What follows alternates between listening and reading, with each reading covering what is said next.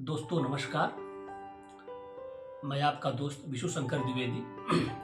दोस्तों मैं आज एक ऐसा कहानी लेके आया हूँ जो कि एक बहुत बड़ी शिक्षा देती है हमारे आपके जीवन काल में।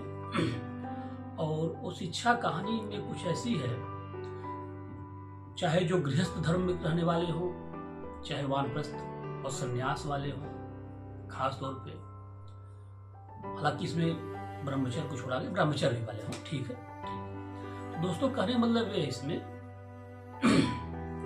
इस कहानी में दो किरदार हैं। नाम कुछ भी रह सकते हैं, नाम में कुछ नहीं है, हालांकि किसी का नाम इसमें मिल जाए, मैच कर जाए तो अदरवाइज मत लेना मित्रों। मान लीजिए एक का नाम मोहन, एक का नाम सोहन। मोहन सोहन दो व्यक्ति हैं। अब दो व्यक्ति दोनों का स्वभाव अलग अलग, दोनों का नेचर पूरा प्रकृति अलग अलग था। तो जो मोहन था वो थोड़ा भावनात्मक प्रवृत्ति का था, जो भी उसके अंदर भावना थी, श्रद्धा थी, अंदर से थी। और सोहन जो था, जो जैसा कि आज के परिवेश में मॉडर्न जिसे हम लोग कहते हैं, थोड़ा मॉडर्न किस्म बना हुआ था, जैसा भी था। मॉडर्न तो था नहीं, खैर मॉडर्न कहने के लिए हो गया था, खैर अलग बात है, उस पर भी कभी वीडियो बनाएंगे कि मॉडर्न किसे कहते हैं। आज के ज़माने के हिसाब से लोग सोचते हैं कि खान पान, पहनावा और इधर उधर के वेशभूषा को मॉडर्न माना जाता है, जबकि ऐसी साइंटिफिक सोच से ऐसी मॉडर्न नहीं मानी जाती। मॉडर्न तो अलग से आंतरिक सोच है, वो आपके अंदर की एक इम्पावरमेंट है। खैर, तो दोस्तों क्या हुआ कि सोहन मोहन का एक बार विचार बना कि चलो, मोहन ने कहा चलो हम लोग चलते हैं कहीं मंदिर वंदिर दर्शन करके आते हैं। सोहन ने भी कहा चलो ठीक है चलते हैं साथ में। तो सोहन का विचार भले से बन गया, मंदिर में चलेंगे, भीड़ भड़का रहेगा, मस्ती करेंगे, इधर उधर कुछ धक्का मुक्की होगा, कुछ ऐसे अपना टाइम भी पास हो, सेल्फी लेंगे। और सोहन का विचार बना और मोहन का विचार बना चलेंगे दर्शन करेंगे, वहां पे अपना कुछ काम करेंगे, देखेंगे भगवान दर्शन शुरू होगा। दोनों मित्र जाते हैं दर्शन करने। ठीक है, दर्शन के दौरान होता क्या है कि वहां पे जाते हैं, रास्ते में तभी कुछ आंधी तूफान टाइप ऐसा हो जाता है। आंधी तूफान इतना आता है, इतनी भयानक झंझावात आती है, इतनी भयानक उधरती कहर पड़ती है कि दोनों को अलग अलग दिशाओं में भटकना पड़ता है। दोनों मित्र अलग दिशाओं में जाके अपना शरण ढूंढते हैं। तो दोस्तों होता क्या है कि जो मोहन था, जो थोड़ा भावनात्मक प्रवृत्ति का था, वह जाके जाने अनजाने में किसी गलत स्थान पे वेश्यालय कोठी में शरण पा जाता है। और जो सोहन था वो न चाहते हुए भी भाग के जाता है, किसी मंदिर में शरण पा जाता है, मंदिर के अंदर छुप जाता है अपनी जान बचाने के लिए। अब सोहन और मोहन से बात हुई आपस में कि तुम कहाँ हो। उन्होंने बताया कि मैं तो यार जहाँ पे आया हूँ वहां पे वेश्या की कोठी, मोहन ने बताया कि वहां वेश्या की कोठी है और मैं जाने अनजाने में इस जगह फंस गया। और आप बताओ सोहन, आप कहाँ पे हो?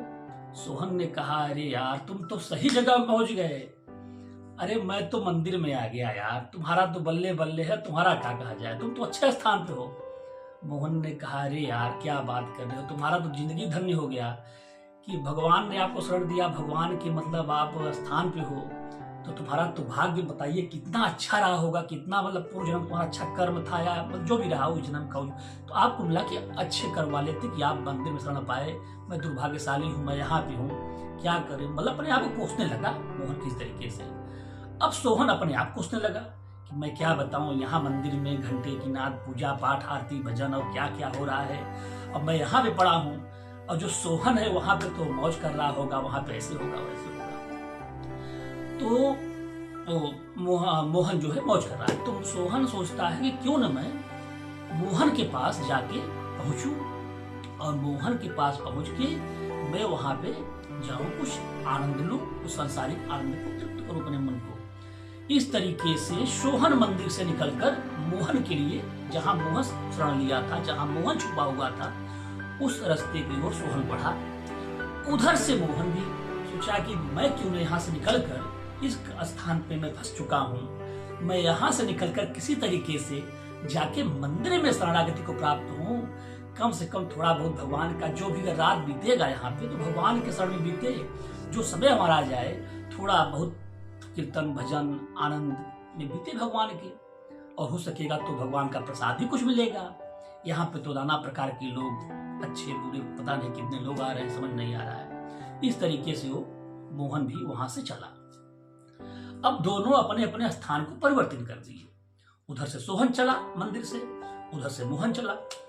दोनों जब रास्ते में एक दूसरे से मिलते हैं तो सोहन कहता है, अरे यार तुम कहाँ चल रहे हो? उसने कहा, अरे यार मैं जा रहा हूँ मंदिर तरफ, अब तुम्हारे पास आ रहा हूँ, तुम उधर कहाँ जा रहे हो? तो उसने कहा, अरे नहीं नहीं, चलो उधर चलते हैं जहां तुम थे पहले।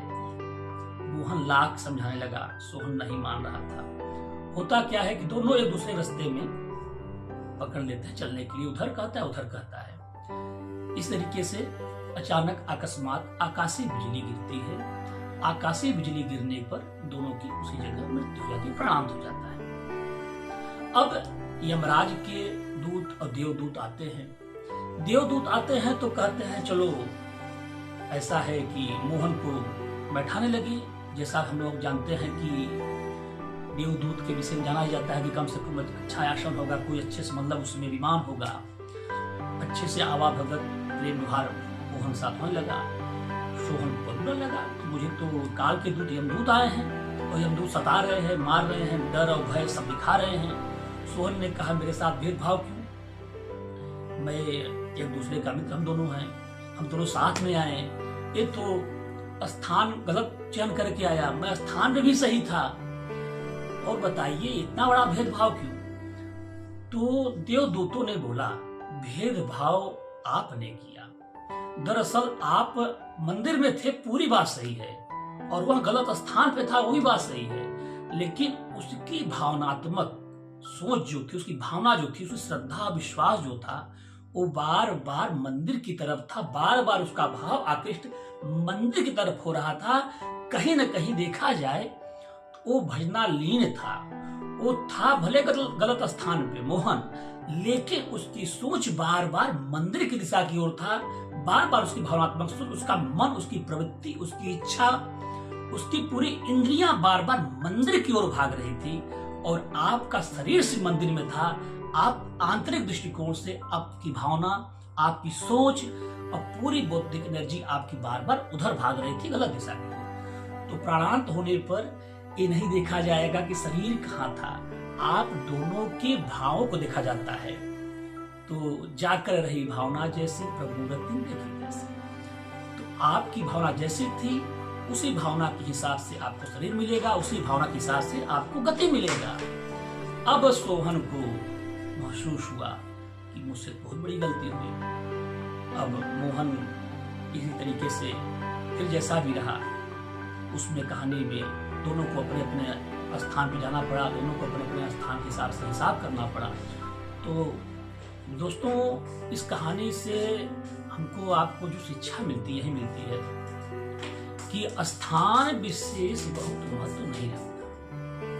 महत्व रखता है आपकी भावना कैसी है। जैसे हम और आप काफी लोग गृहस्थ धर्म में हैं, तो गृहस्थ आश्रम में रहकर भी हम और आप कहीं न कहीं अपने आप को भजनालीन, भगवान के शरण में अपने आप को थोड़ा बहुत भी उनके लिए समर्पित कर सकते हैं। ठीक है, बहुत हम घर को त्याग करके वैराग्य बन जाए, संत बन जाएं, या छोड़ दे गृहस्थ आश्रम को, किंतु फिर भी वैरागी बनने के बाद भी, संत बनने के बाद भी हमारे मन में अगर वही विषय वासना, वही विकार, वही कसाय कल रह गया, तो फिर तो वो वैराग्य जीवन भी समझी नष्ट हो गया, और संत जीवन भी नष्ट हो रहा है।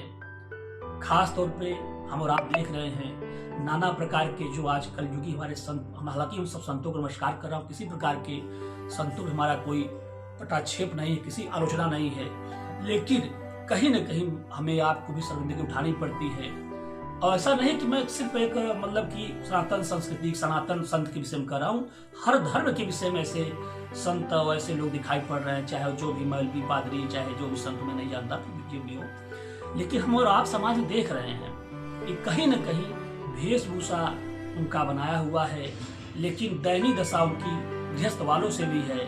उनकी सोच जो है, जो कि देखा जाए वैभवशाली जीवन जीना चाहते हैं, बड़ी बड़ी पदवी पाना चाहते हैं, बड़े बड़े पदवी पाने के लिए मुकदमेबाजी कर रहे हैं, तो कहीं ना कहीं देखा जाए संत महात्माओं को अपने से हमारा कुछ नहीं है, लेकिन कहने मतलब यही था कि अगर हम और आप गृहस्थ संत बन के भी, गृहस्थ आश्रम में रहकर भी अच्छी भावना, अच्छे दृष्टिकोण और अच्छे भाव से रहा जाए तो निर्मल मन से अपने भगवान को अच्छी श्रद्धा विश्वास के साथ प्राप्त कर सकते हैं। तो दोस्तों कहानी में यह शिक्षा थी और कहानी कहीं उद्देश्य भी था। दोस्तों हम चाहते हैं कि आज के इस घोर कलिकाल में जिस प्रकार से हमारे आपके बच्चों को, हमारे आपके नौजवान पीढ़ी को धीरे धीरे गलत मार्गदर्शन दिया जा रहा है, डायरेक्शन दिया जा रहा है, धीरे धीरे उनको कहीं न कहीं बहकाया जा रहा है, मैं चाहता हूं कि एक ऐसा मंच हम लोग स्थापित करें जिससे समस्त, चाहे जो भी धर्म के लोग, हमारा किसी धर्म से वैर भाव विरोध नहीं है, मेरा यही है कि सब कम से कम एक डायरेक्शन हम लोग को अच्छा मिले, एक अच्छा प्लेटफॉर्म मिले, यथार्थ संवाद हो, सनातन सत्य संवाद हो, निरर्थक अपवाद वाली बातें न हो जहाँ पे, और कहीं न कहीं हमारे आपके बच्चों को अच्छी शिक्षा मिल सके। इसीलिए दोस्तों हमारे वीडियो बनाने का यही मकसद था और यही मकसद से हम इस प्लेटफॉर्म पे आए भी दोस्तों। तो मैं चाहता हूँ दोस्तों कि हमारे आपके जो भी लोग हैं इससे जुड़े और हम आप बच्चों के एक अच्छा मंच तैयार करें। दोस्तों अगर मेरी कहानी थोड़ा बहुत शिक्षास्पद लगी हो, अच्छा लगा हो, तो मेरे चैनल को दोस्तों लाइक कीजिए, सब्सक्राइब कीजिए और अपने लोगों के बीच में शेयर कीजिए, ताकि हम और आप इसी तरीके से जुड़ते जाएं और एक अच्छा माध्यम, एक अच्छा प्लेटफॉर्म लाते जाएं दोस्तों। जय श्री